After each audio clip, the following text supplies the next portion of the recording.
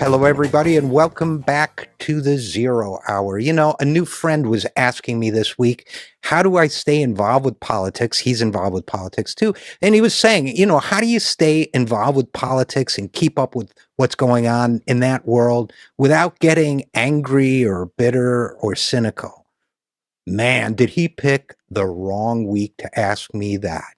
Torture report, cynical cronibus deals to help Wall Street and screw the average American. This is not a good week for not being angry or not being cynical. Let's take a look just for a moment at the torture report issue, for example. Let's start with this. Let's start with the company that I call Monsters Incorporated. Monsters Incorporated, the 7 men owned a company linked to CIA torture, as Business Insider reports. 7 contractors, one of whom with a 1% share. We're talking about the company that does psychological consulting for the Defense Department, earned a reported $80 million to teach the CIA how to brutalize, rape, torture, and kill prisoners with your tax dollars in mind, making you and I morally culpable. Now, Monsters Incorporated, which had the name Mitchell, Jessen and Associates. Mitchell and Jessen have gotten a lot of attention. One guy was in the military and then trained in psychology. The other was a psychologist. But I won't name their names here, but I will tell you that one of the owners with a 1% share in the company was the past president of the American Psychological Association. So contractors are a cynical part of the equation that allows torture to take place. But, everybody's talking about this torture case as if it's just a matter of a few bad Republican actors, Dick Cheney and George Bush and so on, and maybe the Republicans in Congress who are sticking up for torture. But let's not forget, Democrats are morally culpable. Let's not pretend just because Dianne Feinstein released this torture report that she and others weren't briefed while it was going on, at least to a certain extent. Let's not pretend that this torture report is in any way a comprehensive accounting of what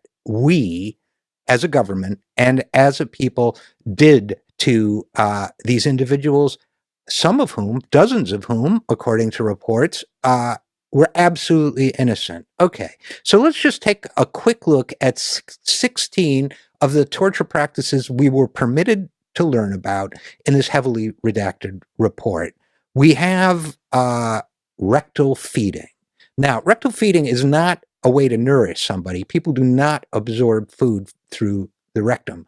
What they mean is that they shoved a pound, and I'm sorry to be so graphic, but we need to know what's being done in our name. They essentially shoved perhaps a pound of hummus, sauce, nuts, and other things ground up the backside of a prisoner. Prisoners with broken feet were forced to stand on those broken feet for extended periods of time with your tax dollars. CIA interrogators threatened to rape the mother of a detainee and to slit another detainee's mother's throat. Now, again, with your tax dollars and mine, making us morally complicit. Khalid Sheikh Mohammed, who we'll return to in a second, was waterboarded 183 times.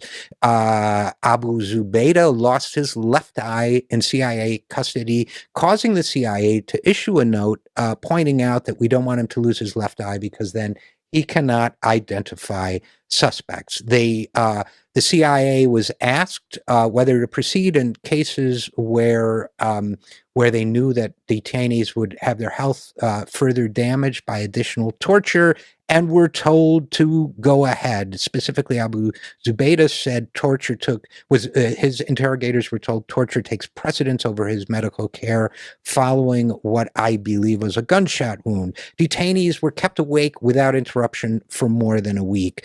CIA interrogators broke down a detainee until they judged him, quote unquote, clearly a broken man. The interrogations killed at least one and possibly many more people. They tortured people before even asking them to cooperate. This is with your money and mine. At least 26 out of 119 identified detainees in the report were wrongfully held. Then, of course, they lied. to the public. They lied to the Senate. They committed perjury.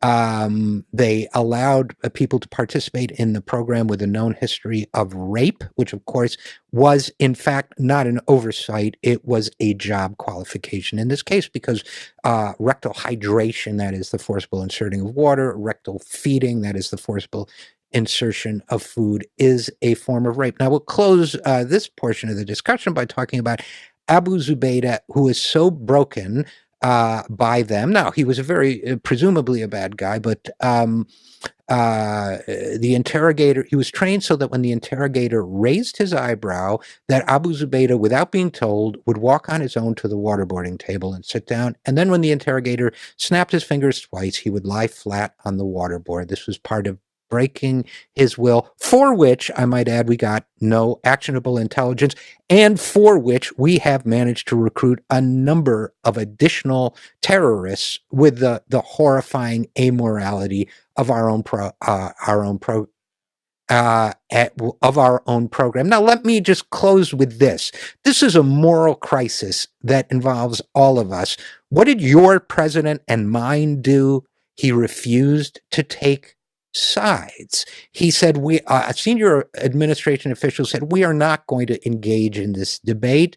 And President Obama said, rather than another reason to refight old arguments, I hope that today's report can help us leave these techniques where they belong in the past. They are, of course, deeply criminal activities, which a cowardly White House refuses to address. Now, look, conclude. Torture is emotionally satisfying to the stunted psyches of the faded Ubermenschen of this brave and ugly new world. That's all that matters to them. As for conservatives, they have become torture freaks of the worst order, and that makes them the new hippies. If it feels good, do it to someone else. You know, another friend of mine said today, nothing will happen after this report comes out, but something will happen. We'll still demonize Muslims, saying that Islamic radicals hate us for our freedoms. We'll still claim to be the civilized party in this debate, rectal feedings notwithstanding. Drone strikes will continue, creating legions of new terrorists as they go. We will still give money and arms to people who will then turn around and form groups like ISIS.